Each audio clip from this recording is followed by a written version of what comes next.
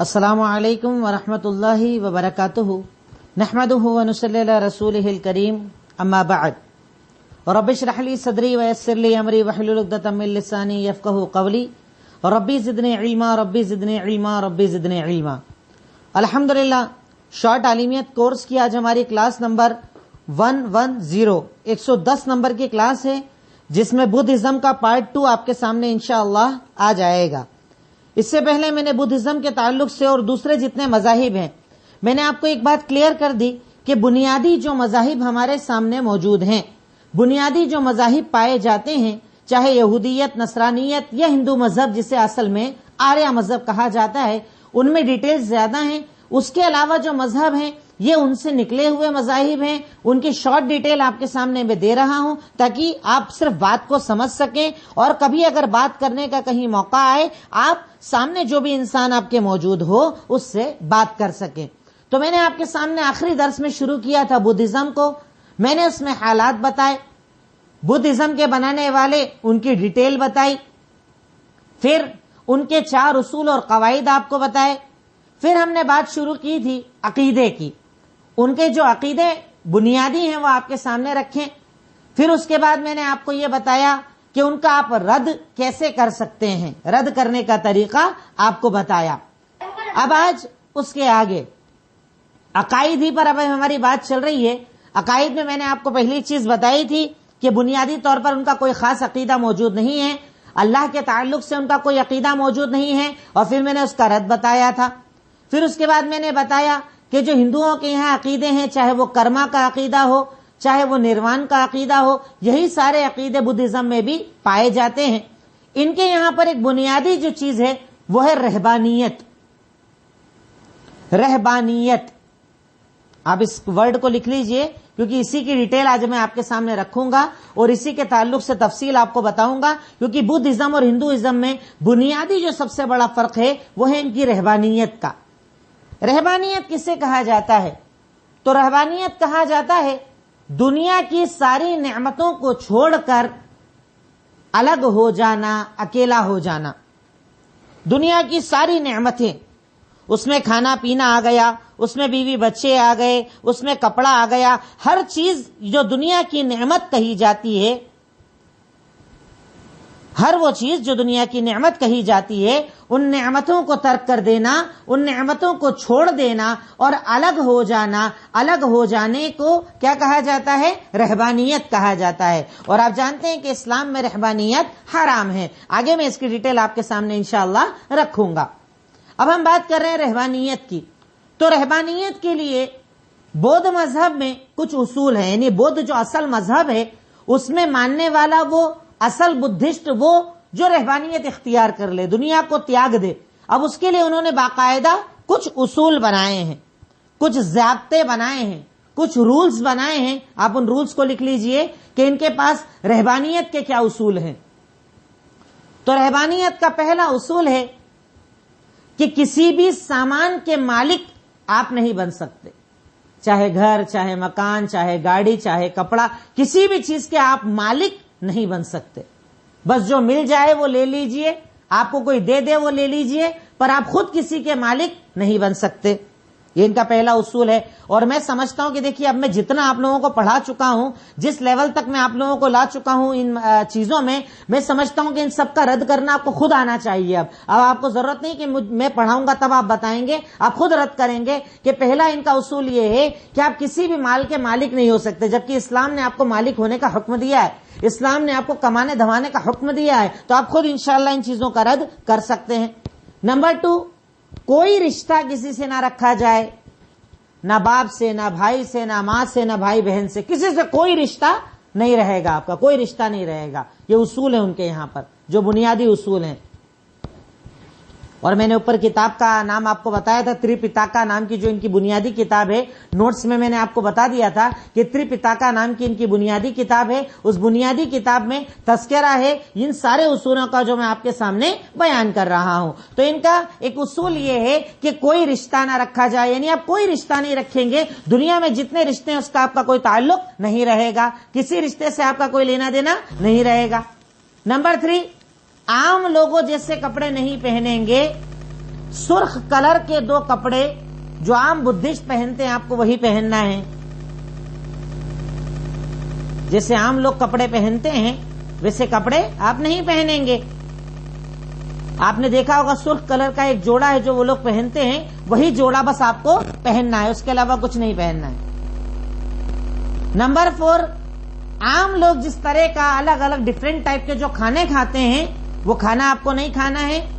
Fix کھانا ہے جو آپ کو کھانا پڑے گا, ایک بار دن میں کھانا ہے اور فکس کھانا کھانا ہے. عام لوگوں کی طرح کھانا آپ کو نہیں کھانا ہے, فکس ایک طرح کا کھانا اور وہ بھی دن میں ایک بار کھانا ہے. نمبر 5, خوبصورتی کا کوئی بھی سامان استعمال نہیں کرنا ہے, یعنی وہ سامان جس سے زینت اختیار کی جاتی ہے, جیسے سونا چاندی زیورات آپ پہنتے ہیں, تیار ہوتے ہیں, اچھے قیمتی لباس پہنتے ہیں, تو جتنی بھی چیزیں جس سے خوبصورتی حاصل کی جاتی ہے وہ کوئی بھی سامان آپ استعمال نہیں کریں گے. نمبر 6, شادی بیوی بچے یہ سارے تعلقات آپ نہیں رکھ سکتے. اگر آپ بدھسٹ ہیں اور آپ بدھسٹ وہ ہیں جو آپ کو بننا چاہیے تو نہ آپ شادی کریں گے اور نہ کوئی تعلقات رکھیں گے. اور نمبر 7, کسی سے فضول بات نہیں کریں گے, زیادہ خاموش رہیں گے. بات کریں گے ہی نہیں, بس زیادہ خاموش رہیں گے. بہت ایمرجنسی ہو تبھی بات کریں گے, نہیں تو بات نہیں کریں گے. اسی لیے آپ دیکھنا کبھی آپ نے بدھسٹوں کے جو وہ ہوتے ہیں ذمہ داران جو ہوتے ہیں یا ان کے جو ڈریس پہن کر اسپیشل لوگ جو راہب ہوتے ہیں وہ بات چیت نہیں کرتے ہیں, خاموشی سے چلتے رہیں گے. کہیں آپ سفر میں بھی مل جائیے, ٹرین میں مل جائیے, کبھی وہ بات نہیں کرتے ہیں. یہ لوگ بولتے نہیں ہیں کیونکہ ان کو بولنا بھی منع, آپ کو بات نہیں کرنا ہے. بہت ضروری ہے تو بات کرو ورنہ چپ ہو جاؤ. اور اس سب کے پیچھے مقصد یہ ہے کہ اگر کوئی انسان یہ سارے کام کر لے گا تو اسے نروان مل جائے گا, یعنی مکتی مل جائے گی, موکش مل جائے گا, جنتی ہو جائے گا ان کے علم کے مطابق. اب آپ ان سارے اصولوں کا اگر ایک ساتھ رد کرنا چاہیں تو آپ صرف اتنا کہہ سکتے ہیں کہ اگر رب آپ سے یہی چاہتا کہ دنیا کی کسی زینت کو آپ اختیار نہ کریں تو رب نے زینت کیوں بنائی, کیوں کھانا بنایا, کیوں پانی بنایا, کیوں بیوی بنائی, کیوں بچے بنائے, کیوں آپ کو اچھی اچھی چیزیں اچھی اچھی نعمتیں عطا کی. اگر یہی زندگی اصل ہوتی تو بنانے والے نے ایسا کیوں بنایا, بنانے والے نے دل میں جذبات کیوں رکھے, بنانے والے نے آپ کے دل میں شہوات کیوں رکھی, بنانے والے نے آپ کے دل میں اچھے کی طرف اٹریکٹ ہونے کا جذبہ کیوں رکھا. اگر وہ چاہتا تو آپ کو ویسے ہی بنا دیتا جیسے آپ کے اصول ہیں. تو آپ کے اصولوں کے خلاف اگر فطرت موجود ہے تو اس کا مطلب آپ جو بتا رہے ہیں وہ فطرت نہیں ہے, کیونکہ فطرت تو وہ دین ہوگا کہ جو اس دین کی طرف بلائے جو میرا دل چاہتا ہے, میرا جسم چاہتا ہے, میری عقل جس بات کو قبول کرتی ہے وہ دین فطرت ہوگا. اور آپ جن چیزوں کی طرف بلا رہے ہیں اس میں تو فطرت کو توڑنا ہوتا ہے, اس میں تو شہوتوں کو توڑنا ہوتا ہے, تو پھر وہ صحیح دین کیسے ہوا. اب اس کا رد آپ بہت اچھی طریقے سے عام زبان میں اپنے انداز میں چاہے تو کر سکتے ہیں. ساری نعمتوں کو سامنے رکھتے چلے جائیں اور پھر ان سے سوال کرتے چلے جائیں, انشاءاللہ آپ ان سے بات اچھی طریقے سے کر سکتے ہیں. اب رہبانیت کی کتنی قسمیں ہیں ان کے پاس, کتنی طرح کی رہبانیت ہوتی ہے, کتنے طریقے سے رہبانیت اختیار کی جاتی ہے. تو رہبانیت کی بدھسٹ میں 2 قسمیں ہوتی ہیں. ایک زبردستی کہ پوری زندگی میں کم سے کم 3 مہینے ایسی زندگی آپ کو گزارنا پڑے گی. ہر بدھسٹ کو کم سے کم 3 مہینے تو یہ عمل کرنا ہی پڑتا ہے, زبردستی والی. اور ایک ہوتی ہے اختیاری, جو چاہے ساری زندگی کے لیے اس رہبانیت کو اختیار کر لے. زبردستی نہیں ہے, اختیاری ہے, آپ چاہیں تو کریں چاہیں تو نہ کریں, لیکن کم سے کم 3 مہینے تو آپ کو یہ والی زندگی گزارنا ہوگی. 2 طریقے کی رہبانیت بدھسٹوں میں پائی جاتی ہے کہ چاہیں تو آپ ساری زندگی کے لیے ایسے ہی بن جائیں, فکس کپڑا پہنیں, شادی نہ کریں, سب سے دور ہو جائیں, ساری دنیا کی نعمتوں سے دور ہو جائیں, یا کم سے کم زبردستی 3 مہینے تو آپ کو یہ کام کرنا ہوگا, اور نہیں تو چاہیں تو اختیاری ساری زندگی آپ ایسی ہی زندگی گزاریں, کوئی مسئلہ نہیں ہے اس میں. اب اگلا پوائنٹ یہ ہے کہ راہبوں کی خاصیتیں کیا ہوتی ہیں, ان کی اسپیشلٹیز کیا ہوتی ہیں. یعنی جب راہب کوئی بن جاتا ہے تو اس کی کیا خاصیت ہوتی ہیں, کس طریقے سے وہ نظر آتا ہے, یہ بھی آپ لکھ لیں. اس کی خاصیتیں, اس کی پہچان, کیسے اس کو پہچانا جاتا ہے. تو بدھسٹوں کا جو راہب ہوتا ہے نا, اس کو پہچان سکتے ہیں بڑے آسان طریقے سے. یعنی اس کی کچھ چیزیں ہیں, اس کی کچھ خاصیتیں ہیں, آپ اس کو دیکھ کر اس پر سمجھ سکتے ہیں, پہچان سکتے ہیں کہ یہ راہب ہے. اب وہ کیا چیزیں ہیں؟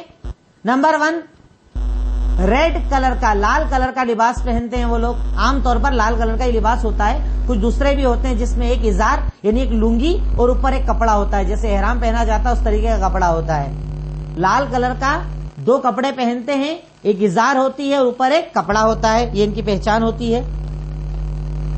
نمبر 2, سر گنجا ہوتا ہے اور جوتے چپل نہیں پہنتے ہیں. کچھ چپل پہنتے بھی ہیں پر زیادہ تر ننگے پیر رہتے ہیں. سر بھی گنجا ہوتا ہے اور ننگے پیر بھی رہتے ہیں. آپ نے دیکھا ہوگا بدھسٹوں کو وہ گنجے ہوتے ہیں, سر پہ بال نہیں رکھتے ہیں اپنے, اور کپڑا بھی فکس ایک انداز کا پہنتے ہیں.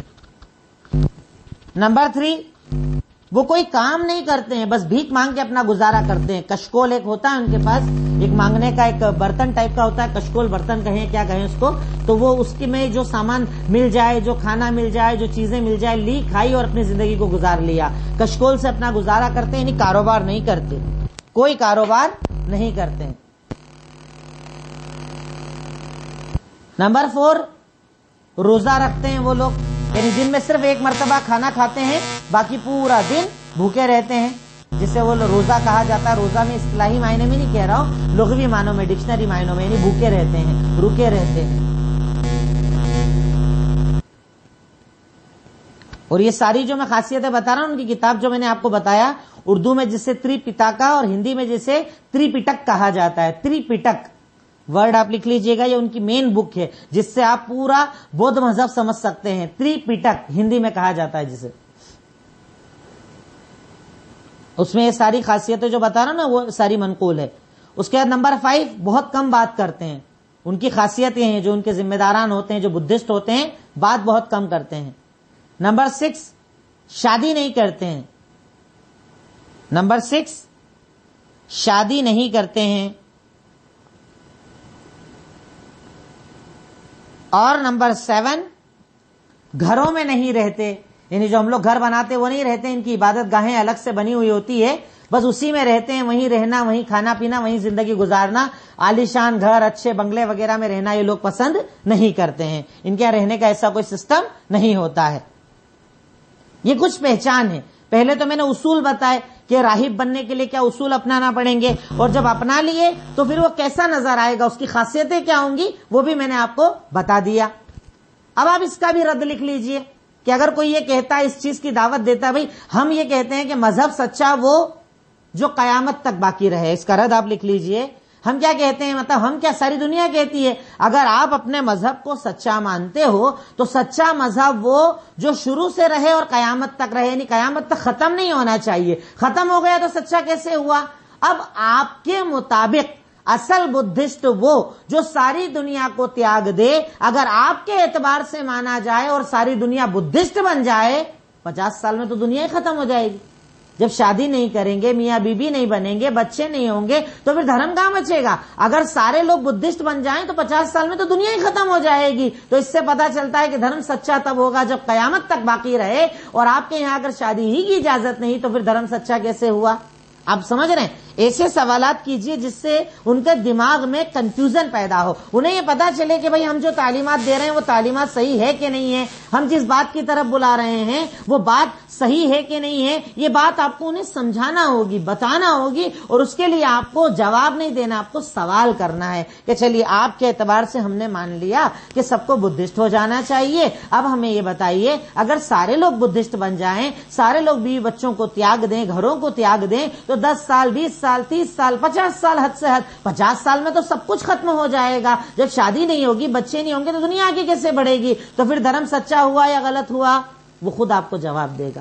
آپ کو اس سے سوال پوچھنا ہے, وہ آپ کو جواب دے گا. دوسرا سوال آپ پوچھیے گا کہ آپ کے اعتبار سے دنیا کی جتنی بھی نعمتیں ہیں وہ انسان کو گمراہ کرتی ہیں, تو مجھے یہ بتائیے پھر ایشور نے ان نعمتوں کو کیوں بنایا؟ کیوں اس نے انسان کو اتنی طاقت دی کہ وہ نعمتوں سے فائدہ اٹھائے؟ کیوں اس نے نعمتوں کی محبت دل میں رکھی؟ کیوں اس نے نعمتوں کا لالچ دل میں رکھا؟ اگر آپ کے مطابق یہ ساری چیزیں غلط ہیں تو آپ کو تو سوال ایشور سے کرنا چاہیے, جس سے آپ اپنا رب مانتے ہیں, کہ اس نے پھر یہ دنیا میں نعمتیں کیوں بنائیں, اور میں آپ کو ایک چیز اور بتا دوں کہ یہ سارے رد آپ کو آگے جینزم میں بھی کام آئیں گے، کیونکہ بدھزم اور جینزم میں کوئی زیادہ فرق نہیں ہے، زیادہ تر چیزیں ملتی جلتی ہے، دونوں ہندو مذہب سے نکلے ہیں، دونوں کے عقیدے آس پاس ہیں، بنیادی وہاں پر بھی رحمانیت کا تصور بہت زیادہ ہے، اس لیے اس تصور کو میں بدھسٹ میں پڑھا دوں گا تاکہ جینزم میں آپ کو اسے مجھے الگ سے نہ پڑھانا پڑے۔ تو ان کے رد کے لیے بنیادی سوالات ہیں، اور بھی سوالات جو آپ کے دل میں چاہے آپ اس سوالات کو آگے بڑھا سکتے ہیں۔ اب ایک سوال یہاں پر پیدا ہوتا ہے، کیوں بدھزم دنیا بھر میں پھیلا؟ بھئی ہندوستان سے چلا، ہندوستان کی تاریخ میں نے آپ کو بتا دی کہ کہاں سے وہ پیدا ہوئے، کہاں ان کا انتقال ہوا، تو یہ دنیا بھر میں کیسے پھیل گیا؟ تو اس کی کچھ وجوہات ہیں، اس کے کچھ ریزنز ہیں کہ دنیا بھر میں آج بدھزم کیوں پھیلا ہوا ہے، اتنی زیادہ اس کی تعلیمات کیوں پھیلی ہوئی ہے، اس کے پیچھے مقصد کیا ہے، اس کے پیچھے وجوہات کیا ہیں۔ ان وجوہات کا اگر آپ جائزہ لیں گے تو آپ کو انشاءاللہ بات سمجھ میں آ جائے گی کیوں بدھزم پوری دنیا میں آج اتنا زیادہ عام ہے، کیوں بدھزم کے ماننے والے ساری دنیا میں اتنے زیادہ پھیلے ہوئے ہیں۔ نمبر 1، گوتم بدھ کی شخصیت۔ اس شخصیت کو جس انداز میں دنیا کے سامنے بتایا گیا ہے کہ ان کا اخلاق ایسا تھا، ان کا کردار ایسا تھا، ان کا انداز ایسا تھا، ان کی بول چال ایسی تھی، ان کا جو وہ کردار دنیا میں مشہور کیا گیا، اس کردار کی وجہ سے لوگوں نے بدھ مذہب کو ایکسپٹ کیا۔ تو بدھ مذہب کے پھیلنے کی ایک جو بڑی وجہ ہے وہ ہے گوتم بدھ کا کردار۔ گوتم بدھ کا کردار۔ نمبر 2، ہندو مذہب کے خلاف لوگوں کے سامنے ایک نیا مذہب کھڑا کرنا۔ اس ٹائم میں نے آپ کو حالات بتائے، حالات انتہائی زیادہ بگڑے ہوئے تھے، بہت زیادہ حالات خراب تھے، یہاں پر طبقات کا سسٹم پایا جاتا تھا، اونچ نیچ کا سسٹم پایا جاتا تھا، لوگ اس سے عوب اور پریشان ہو چکے تھے۔ اب اس دور میں جب گوتم بدھ نے اپنی تعلیمات کو عام کیا تو لوگوں کو وہ تعلیمات پسند آ گئی، کیونکہ ہندو مذہب کے خلاف وہ انہیں بہتر نظر آئی، وہ انہیں بہتر نظر آئی۔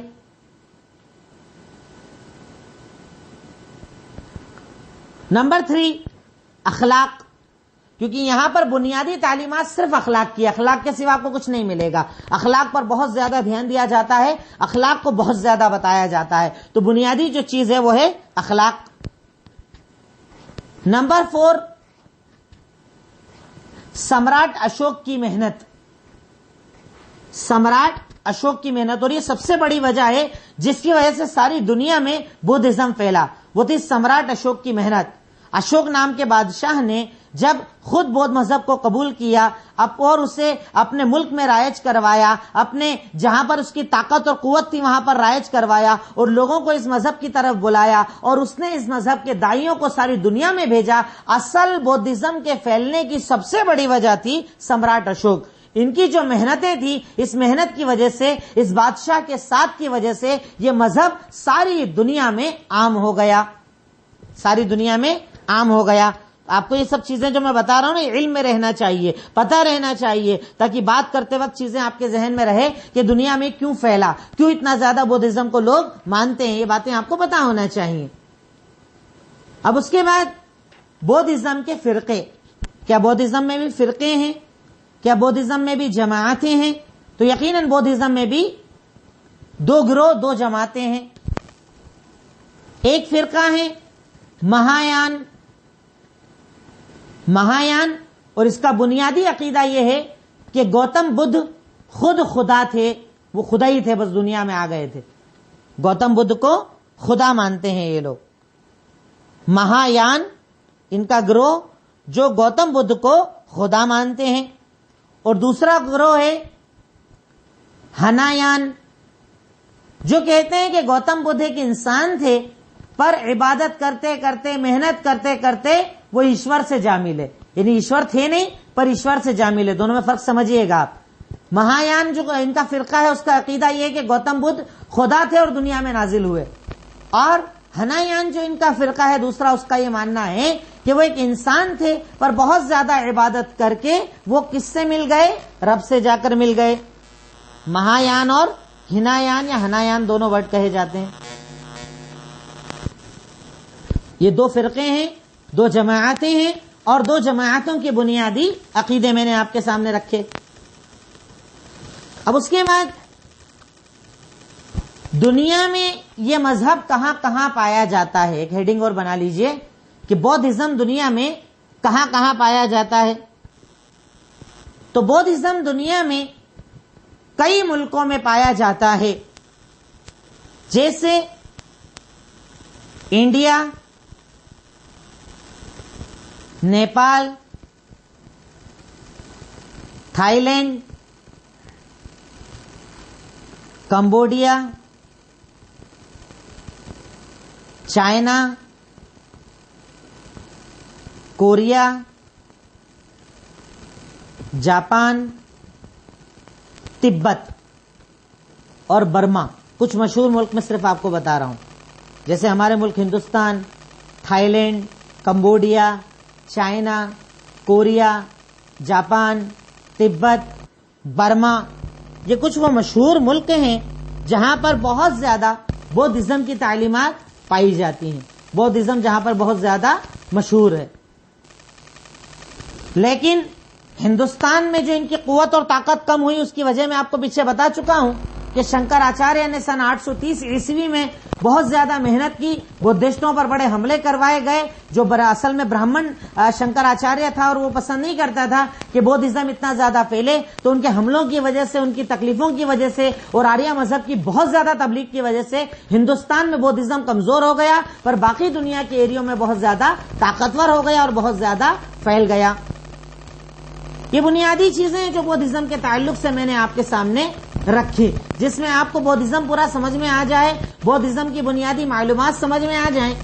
ایک آخری پوائنٹ میں آپ کو بتانا چاہتا ہوں، صوفیوں اور بودھزم کے درمیان تعلقات. یہ ایک بڑا اہم پوائنٹ ہے جو آپ کو ذہن میں رہنا چاہیے. ہمارے یہاں پر مسلمانوں میں ایک جماعت ہے جو اپنے آپ کو صوفیہ کہتے ہیں، متصوفہ کہتے ہیں. تصوف جس کے اندر پایا جاتا ہے، یہ اپنے آپ کو صوفی کہتے ہیں. عام طور پر وائٹ کلر کے لباس پہنتے ہیں، گانا، رقص، سرور، پھر اس کے بعد ان کے یہاں پر مجلسیں ہوتی ہیں، میوزک جس میں سنا جاتا ہے، میوزک والے انداز میں اللہ کو یاد کیا جاتا ہے. فنا فی اللہ کے عقیدے رکھے جاتے ہیں کہ بس انسان کرتا رہے یہاں تک کہ اللہ بن جائے، اللہ سے جا کر مل جائے. یعنی وہ سارے عقیدے جو بودھزم میں پائے جاتے ہیں، مسلمانوں میں باقاعدہ سازش کر کے صوفیوں کے ذریعے مسلمانوں میں داخل کیے گئے، تصوف کے ذریعے اسلام میں داخل کیے گئے.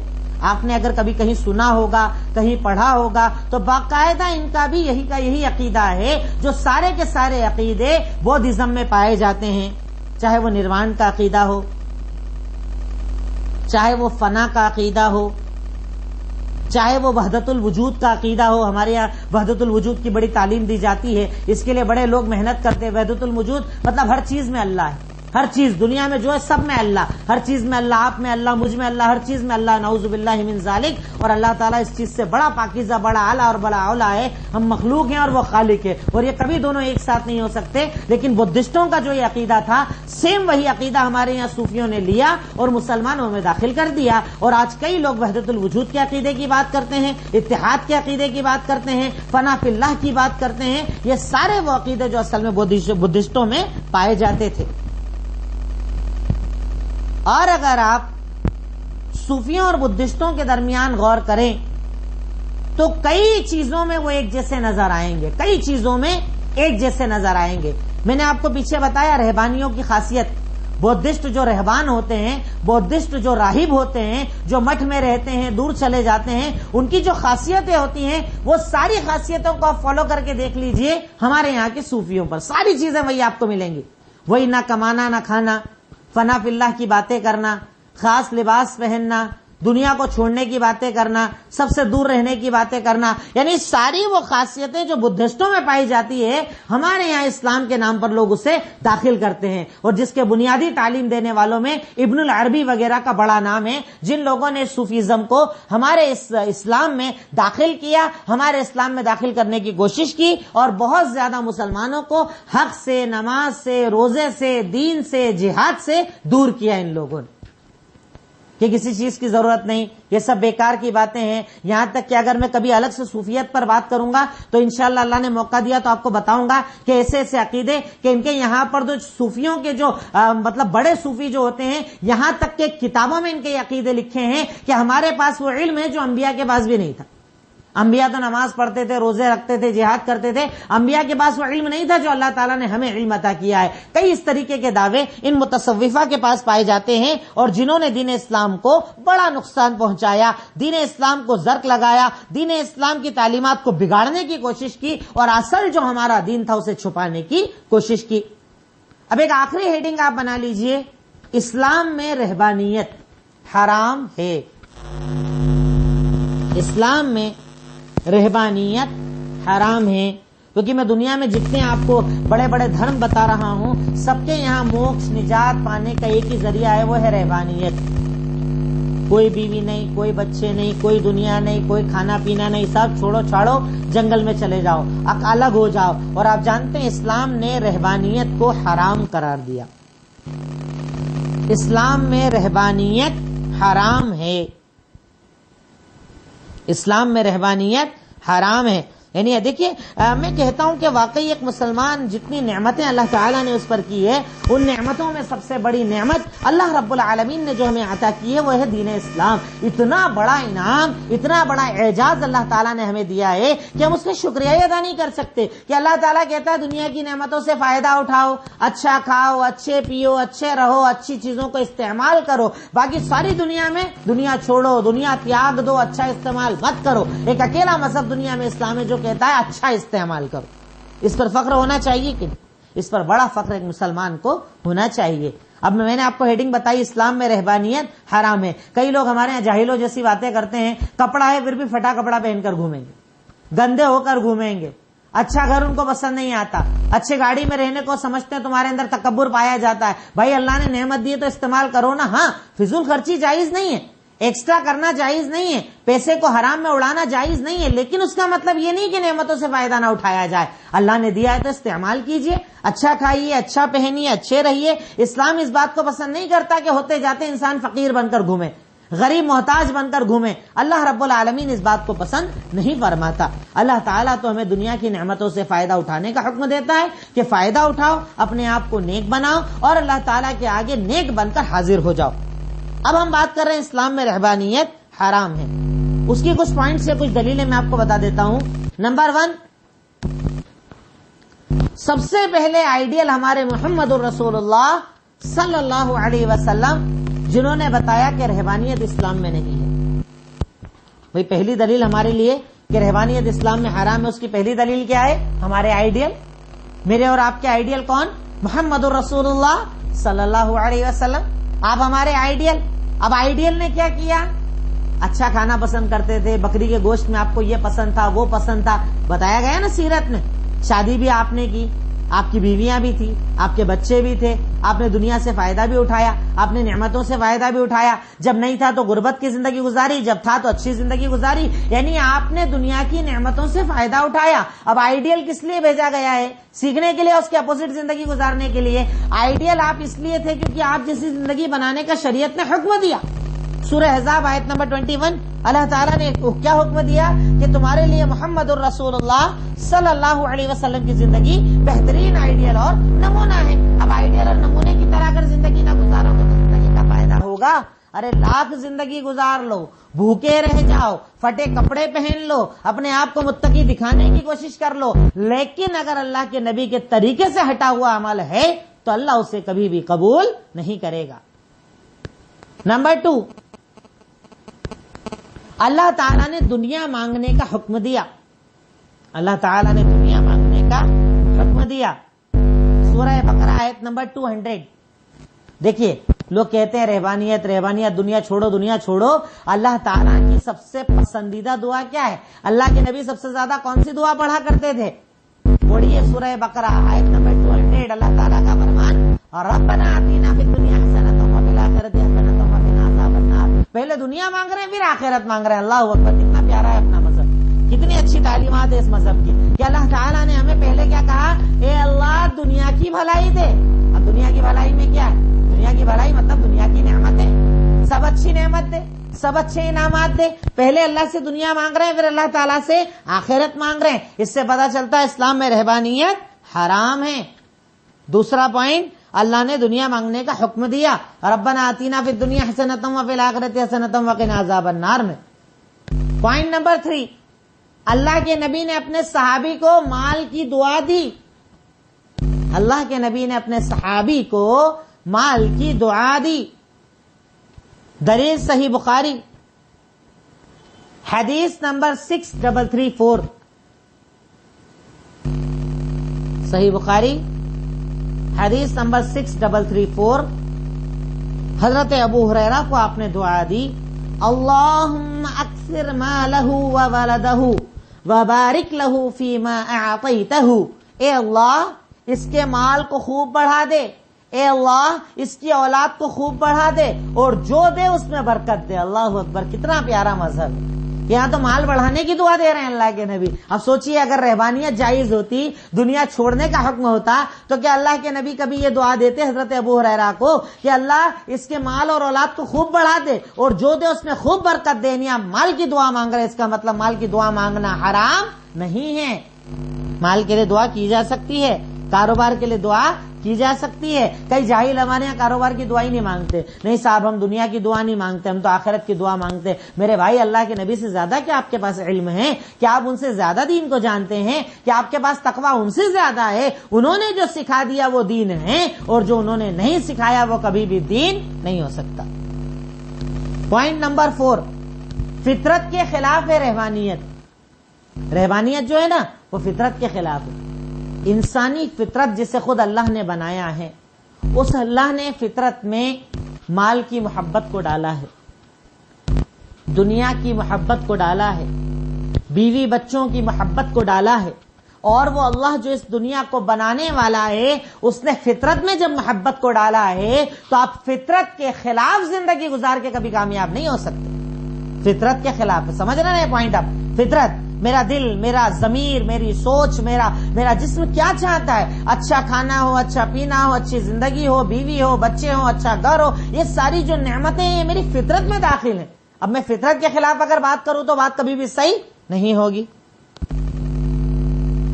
نمبر 5, سورہ اعراف آیت نمبر 32.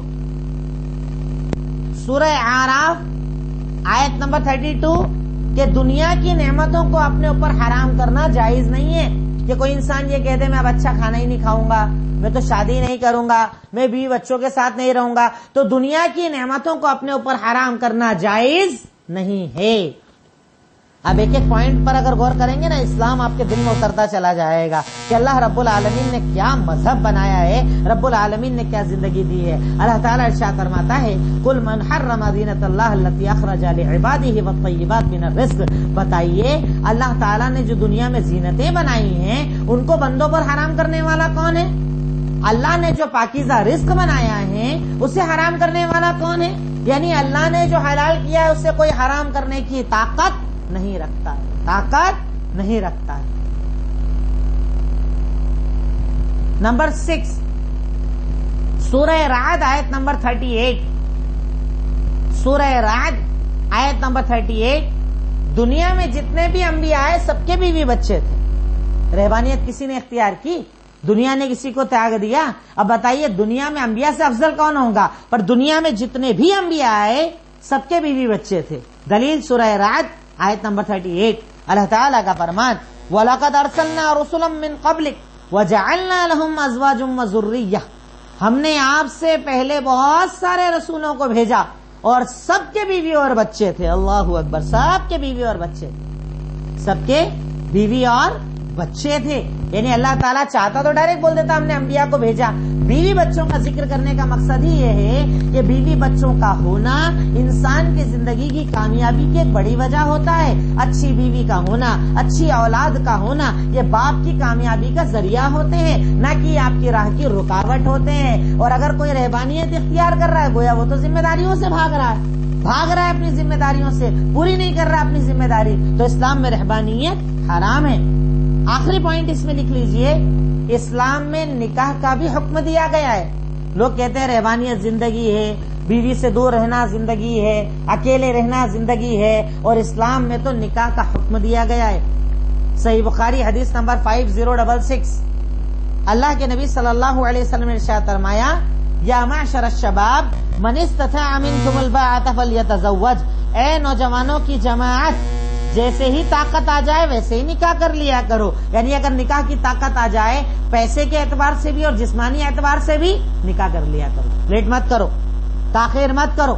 نکاح کرنے کا حکم دیا اللہ تعالیٰ نے, نکاح کرنے کا حکم دیا. میں نے یہ صرف 6-7 پوائنٹ بتائیں, اگر چاہوں تو 70-80 پوائنٹ بتا سکتا ہوں آپ کو کہ اللہ تعالیٰ نے آپ کے لیے کیا کیا پاکیزہ حلال کیا ہے. کھانا حلال کیا, شکار حلال کیا, جہاد حلال کیا, سفر حلال کیا, بیوی بچے حلال کیے, ہر پاکیزہ چیز کو حلال کر دیا. اور ساتھ میں ایک باؤنڈری بھی لگا دی کہ دنیا وہ کماؤ جو تمہیں آخرت سے دور نہ کر دے, دنیا وہ کماؤ جو تمہیں اللہ سے دور نہ کر دے.